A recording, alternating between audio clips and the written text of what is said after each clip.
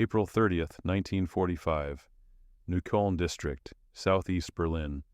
The air reeks of cordite and smoldering flesh. Through the acrid smoke drifting across shattered apartment blocks, 3 figures stumble through rubble. Men in field-gray uniforms, their tunics marked with the twin lightning bolts of the Schutzstaffel. SS Rottenführer Klaus Becker presses himself against a collapsed wall, his MP-40 empty, the bolt locked back uselessly. The metallic screech of tank treads grows louder. Beside him, 2 younger soldiers, barely 20, faces blackened with soot, huddle with their hands pressed against their helmets as Soviet Katyusha rockets scream overhead and detonate 3 blocks away. The barrage stops. In the sudden, ringing silence, Becker hears it. The grinding rumble of armor, guttural shouts in Russian, the rhythmic crunch of boots on broken glass. He knows what comes next. Every SS man on the Eastern Front knows. For nearly 4 years, since Operation Barbarossa tore into the Soviet Union in June 1941, they've heard the stories whispered in field hospitals and reserve trenches. Stories of what the Red Army does to men wearing these collar tabs. A T-34 grinds around the corner, its gun barrel still smoking. Behind it, Soviet infantry advances in a practice skirmish line, their PSH-41 submachine guns raised. A young Red Army sergeant spots movement behind the rubble. Stoi, Ruki Verk, the command echoes off broken walls. Becker doesn't need to speak Russian to understand. He drops his weapon with a clatter and raises his hands, fingers trembling. The 2 younger soldiers do the same, their eyes wide with terror. The Soviet soldiers surge forward like a breaking wave. The first to reach them is that same sergeant, his uniform torn at the shoulder, his face streaked with dirt and dried blood. His eyes lock onto the SS runes on Becker's collar. His expression doesn't shift to rage.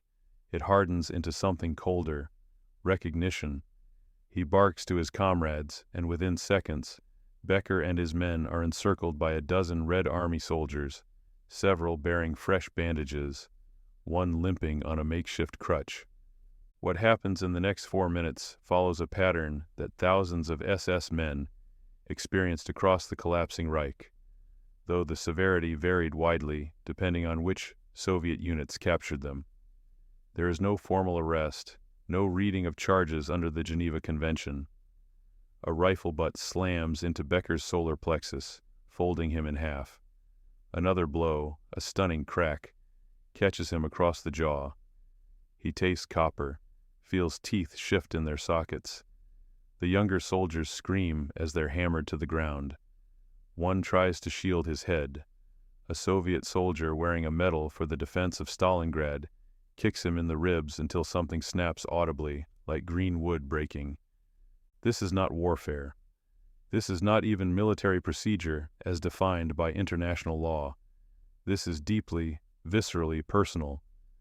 To understand what happens next, and why the Red Army often responded with such savage fury, you must understand what these Soviet soldiers have witnessed. Many in this unit marched westward through Belarus and Poland. They walked through villages where every civilian had been executed and left hanging from lamp posts. They found the charred remains of entire communities, men, women, children, locked in wooden churches and burned alive. They liberated the death camps, Majdanek, where Soviet prisoners of war had been starved to living skeletons or used for medical experiments, Auschwitz, where the crematoria still smoldered, and in nearly every case, at every scene of atrocity from Babi Yar to Katyn, the perpetrators wore the same uniform now lying bloodied in the Berlin rubble. The SS were not viewed as soldiers by the Red Army.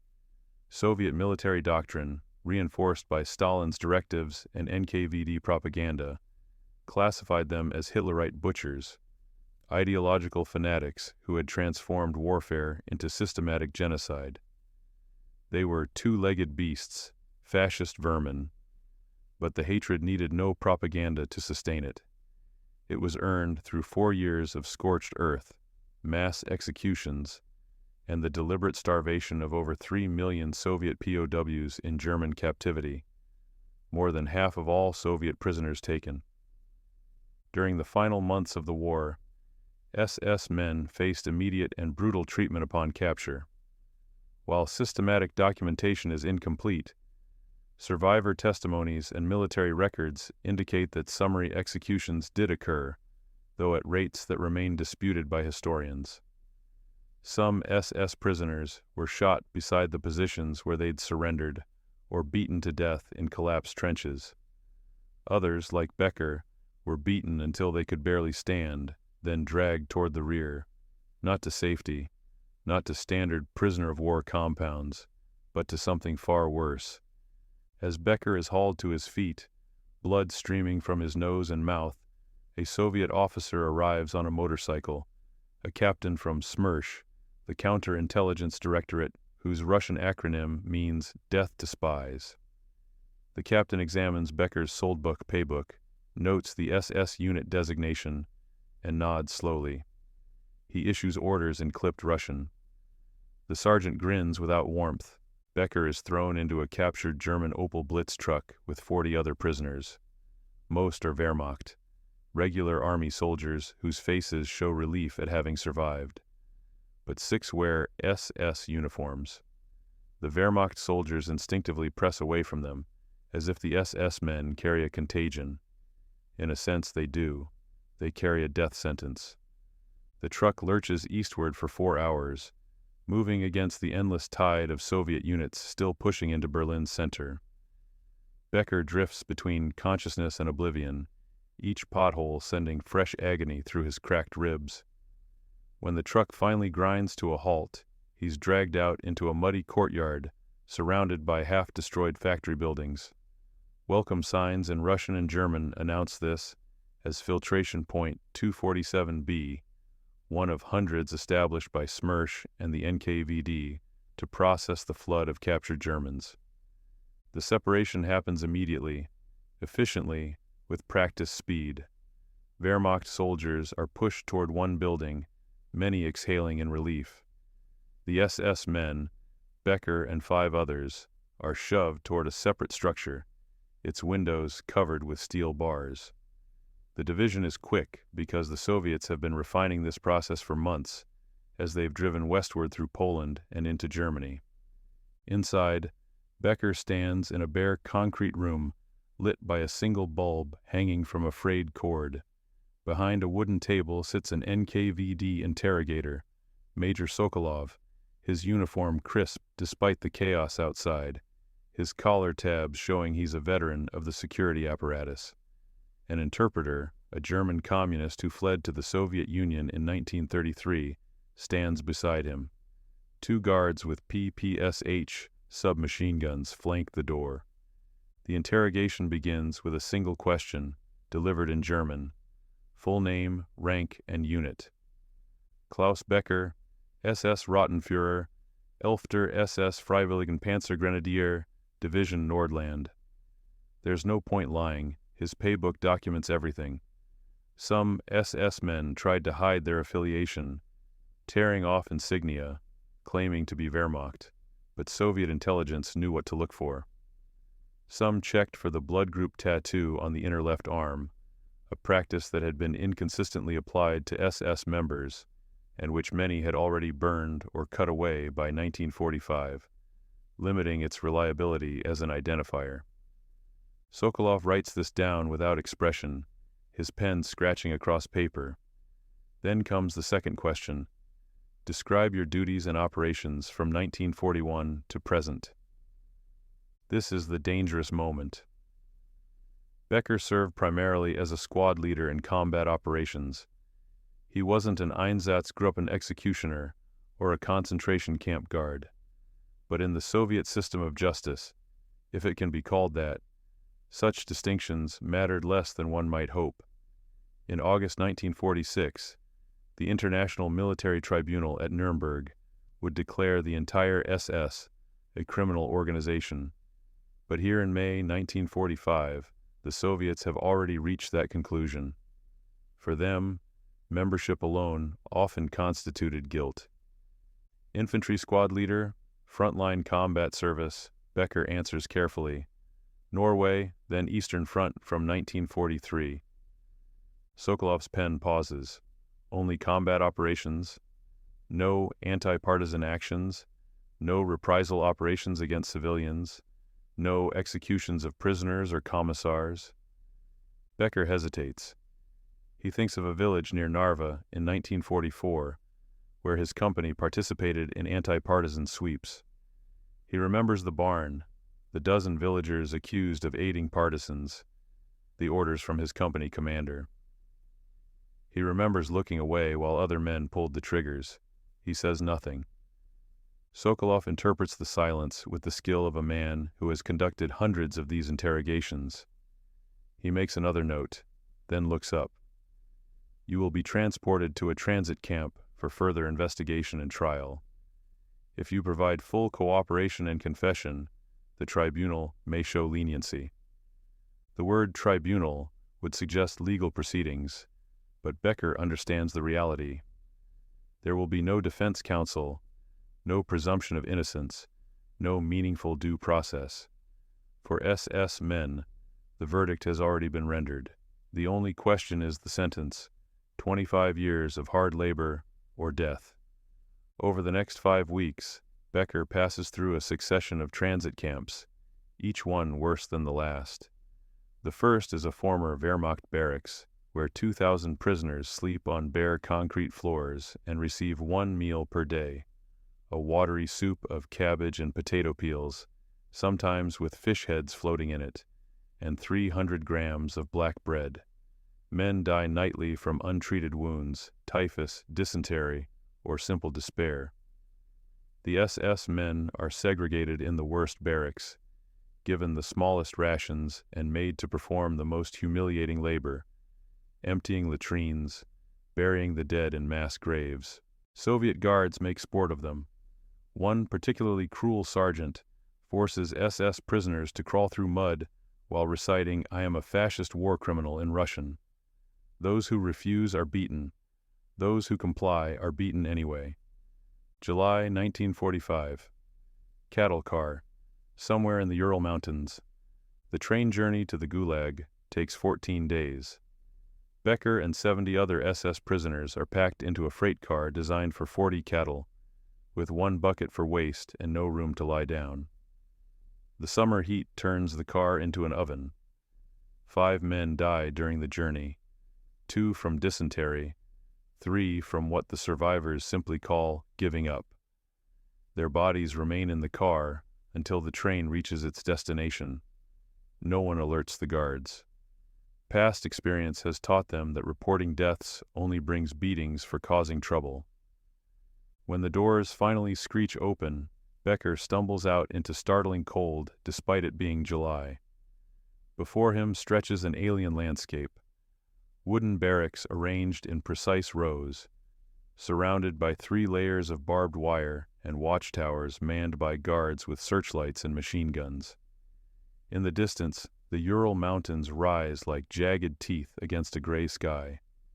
This is ITL 387, one of hundreds of Ispravitelno Trudovoi lager, corrective labor camps, that form the Gulag system, and it will be Becker's home for the next decade, if he survives that long.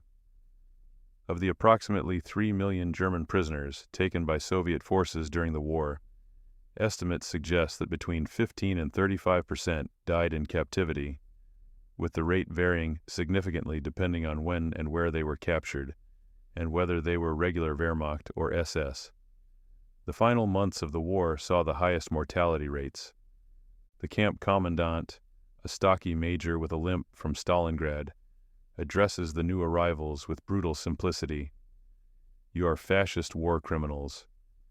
You will work until you have repaid your debt to the Soviet people. Your norm is your life. Meet it, you eat. Fail it, you starve. Anyone who attempts escape will be shot. Anyone who refuses work will be shot.